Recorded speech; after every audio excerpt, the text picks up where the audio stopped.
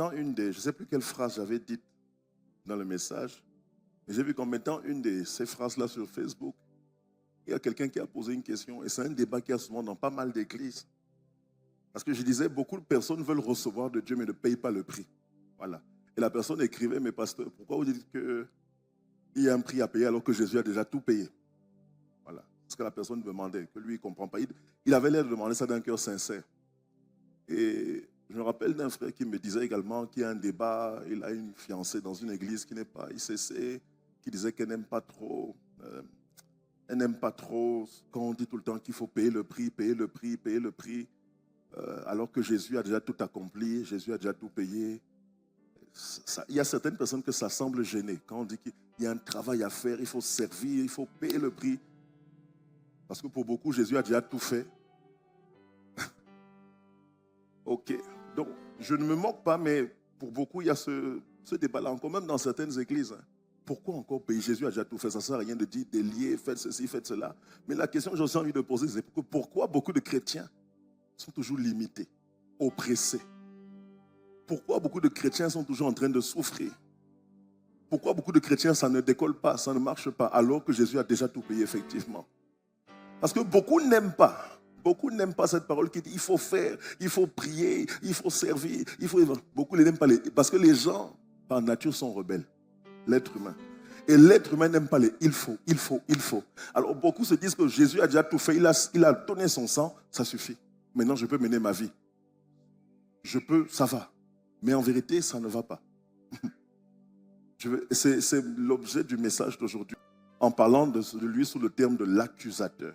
Apocalypse 12, 10 dit, l'accusateur de nos frères, celui qui les accusait devant Dieu, jour et nuit. En fait, l'accusateur, c'est aussi le nom du diable. Donc, Satan ou le diable, jour et nuit, c'est comme un tribunal, vient devant Dieu pour dire, cette personne ne mérite pas le mariage à cause de ça. Cette personne ne mérite pas plus d'argent comme tu voudrais à cause de ça. Jour et nuit. Chaque fois qu'une parole est proclamée, relâchée, une prophétie, on sait que non. Dans le plan de Dieu, c'est que ton salaire augmente. Dans le plan de Dieu, c'est que tu montes plus loin. Dans le plan de Dieu, c'est que tu sois plus épanoui. Dans le plan de Dieu, c'est que tu sois guéri. Dans le plan de Dieu, c'est que tu sois restauré. Dans le plan de Dieu, c'est que ton foyer soit heureux. Il y a quelqu'un qui se lève qu'on appelle l'accusateur. Il dit objection. Je suis contre ce que tu veux faire dans sa vie. Et Dieu va quand même nous donner la parole. Pourquoi tu es contre? Parce que l'accusateur va venir devant Dieu et dire cette personne ne mérite pas à cause de ça. À cause de ça. À cause de ça. Mais fais attention à l'accusateur parce qu'il note toutes les erreurs. Il note. Mais c'est vrai qu'il y a le sang. Le sang, c'est le sang du pardon et de la rédemption. Le sang de Jésus te lave de tout péché. Dis-moi amen. Toi et ta descendance par la foi.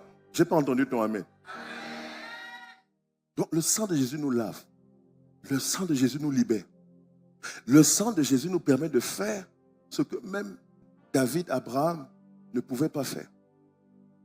Parce qu'eux, ils n'ont pas été libérés et lavés par ce sang-là. Le sang de Jésus nous permet de faire la volonté de Dieu. Qu'aucun homme ne pouvait faire avant que Jésus ne vienne. Je n'ai pas entendu ton amen. Le sang de Jésus nous guérit de toute forme de maladie et infirmité. Le sang de Jésus nous délivre des humiliations et des injustices. Oh, ta manière de dire amen. Le sang de Jésus, quand il a mis la couronne là, sur la tête, la couronne d'épines, afin que nous ayons la couronne de gloire, délivre nos pensées, c'est-à-dire les pensées de limitation, de petitesse, de pauvreté. Le sang de Jésus nous délivre de ça. Oh, t'es amen là. Le sang de Jésus au niveau des mains te délivre de la pauvreté définitivement. Alors justement, on te dit l'accusateur, Apocalypse 12, 10, qui les accusait, qui les accuse jour et nuit. Pourquoi tu mets, voilà, 10. Maintenant, on te dit donc, pour le vaincre, regarde, ils l'ont vaincu, cet accusateur-là, en fait le diable, son nom c'est le diable, verset 11, ils l'ont vaincu l'accusateur. Maintenant, tu peux mettre le verset 11.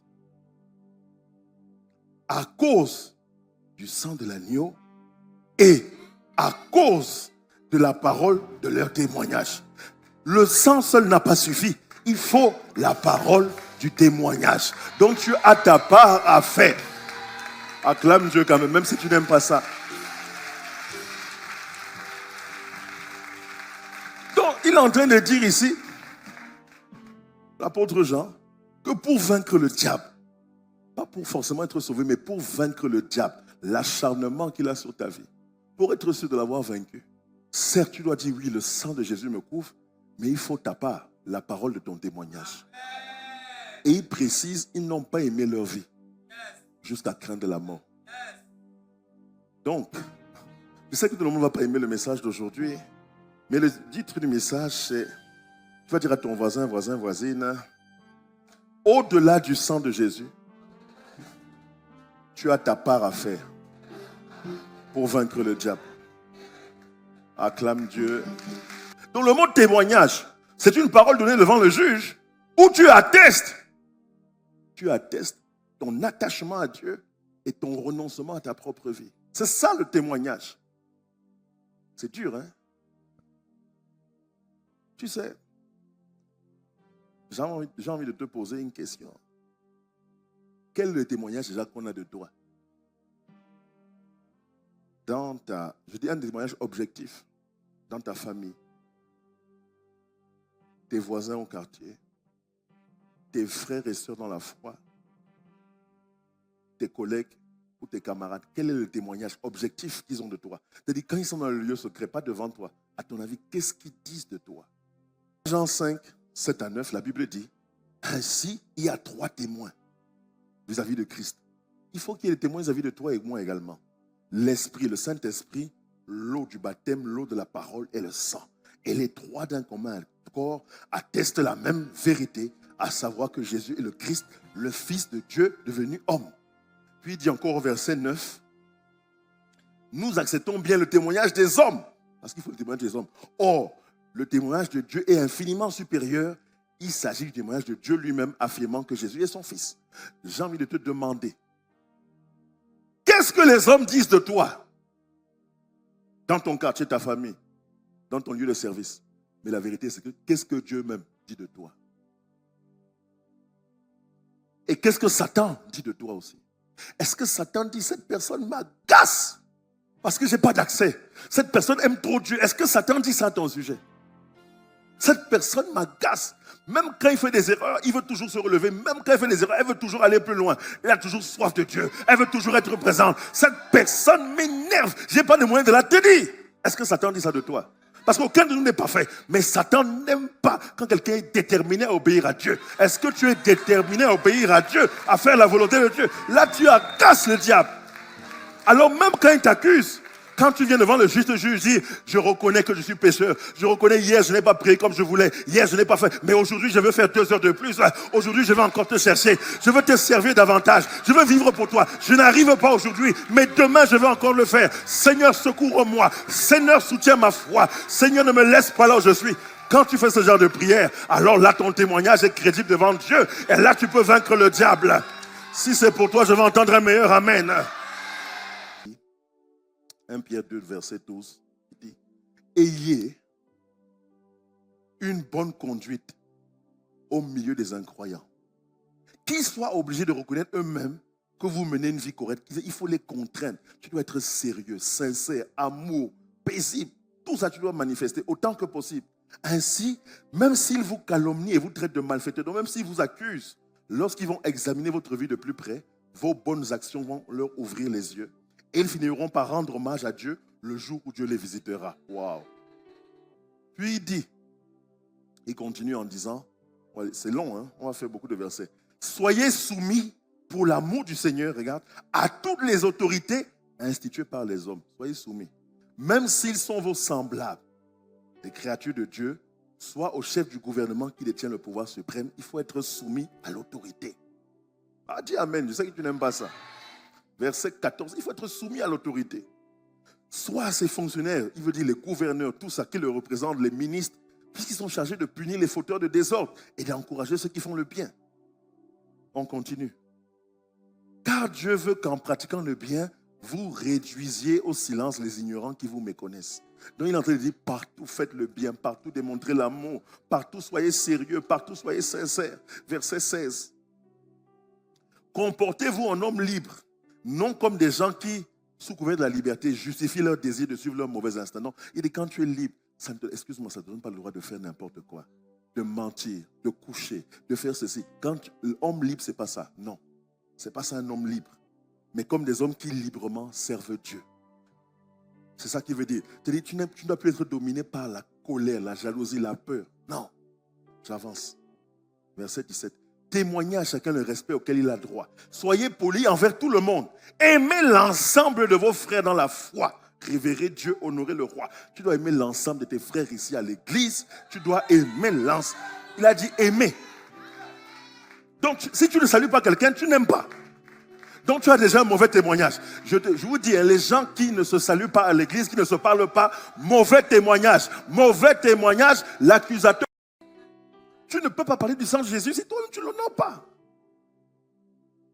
Verset 18. Si vous êtes employé, acceptez l'autorité de vos patrons avec tout le respect qui leur est dû.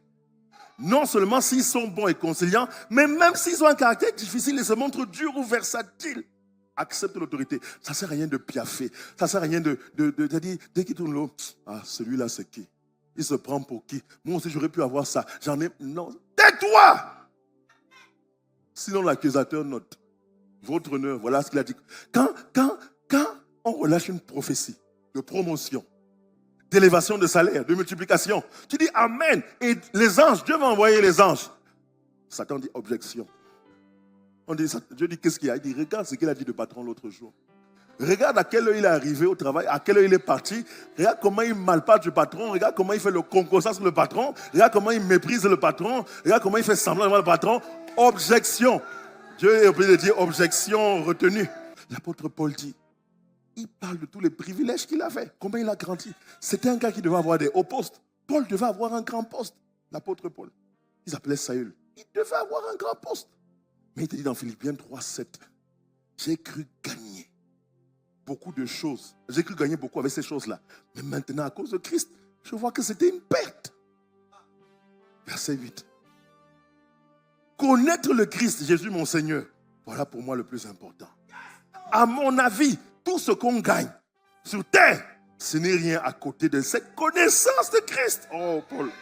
Il dit, pour lui, j'ai tout abandonné, ma réputation, mon argent, ma famille, j'ai tout pour gagner le Christ, pour être uni à lui. Puis il dit, aïe, je considère toutes ces choses comme de la boue, comme des ordures, les choses que le monde donne, les titres du monde, la gloire des hommes, le privilège, c'est bien, mais en fait, c'est quoi devant Jésus? Oh, aïe, aïe. Il dit, je ne suis pas juste parce que j'obéis à la loi, mais parce que je crois au Christ. C'est Dieu qui rend juste, il rend juste lui qui croit. Puis il dit, regarde ce qu'il dit, la seule chose que je veux, c'est de connaître le Christ et connaître la puissance qu'il a fait se lever de la mort. Ce que je veux, c'est souffrir avec lui et lui ressembler dans sa mort. Non, là c'est une déclaration. Il dit, je veux souffrir. Je veux souffrir. Donc tu comprends que tu as ta part à faire. Tu dois aussi souffrir. C'est le même Paul qui dit, soyez mes imitateurs, comme je suis imitateur de Christ. Il dit dans 2 Timothée 2, 11 à 12, regarde ce qu'il dit. Il dit, car un fait est certain. Si nous mourons avec lui, parlons de Jésus, avec lui, nous allons revivre. Si nous souffrons avec lui, nous allons aussi régner. Wow. Puis il dit, et si nous persévérons par lui, nous triompherons. Donc il est en train de dire, il y a ta part à faire. Il faut accepter la souffrance. Si tu veux régner avec lui, il y a une part de souffrance. Souffrance de ce qu'on va dire sur toi. Souffrance du rejet, des moqueries, mais il faut l'accepter. Souffrance de renoncer au péché. Souffrance de tenir ferme. Tant qu'il n'y a pas de mariage, il n'y a rien. Même si on se moque de toi, mais tu n'as pas d'enfants, ce n'est pas grave. J'ai des enfants spirituels avant tout. Quand il a dit soyez féconds, il parlait des enfants spirituels. Je veux entendre une mère d'enfants spirituels, un père d'enfants spirituels me donner un bon amen. Alors je termine avec ceci. Bizarrement, j'ai déjà presque fini. Bizarrement. On ne peut pas vaincre le diable, oui, sans le sang de Jésus. Dis-moi amen. Parce que c'est le prix que Jésus a payé. Mais maintenant, la parole de ton témoignage, c'est le prix que toi, tu dois payer. C'est ça la parole de ton témoignage. Et chacun de nous doit être un acteur du réveil. Quand tu regardes les acteurs du réveil, dans l'Ancien Testament, le Nouveau Testament, c'est des gens, en fait, qui n'ont pas aimé leur vie. Le secret pour vaincre le diable, crois-moi, c'est de ne pas aimer ta vie. Tous ceux qui sont tombés dans les pièges du diable, c'est parce qu'ils ont aimé leur vie. Ils ont aimé leur carrière. Ils ont aimé les privilèges. Ils ont aimé leur famille plus que Dieu, leur mariage plus que Dieu, leurs enfants plus que Dieu. Tous ceux qui ont triomphé du diable, ils n'ont pas aimé leur vie. Tous ceux. Adam et Ève tombent pourquoi? Parce qu'ils ont aimé leur vie.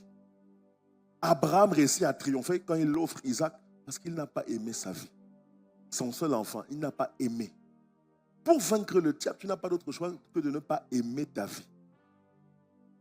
Parce qu'il n'aura plus d'emprise sur toi. Donc, à un moment, tu es insensible aux gens qui se moquent de toi, aux gens qui te disent tu rates ta vie, quand tu sais que tu es dans la volonté de Dieu, bien sûr. Parce qu'il faut être dans la volonté de Dieu. Les gens te narguent, les gens se moquent, ce n'est pas grave. Il ne faut pas aimer sa vie.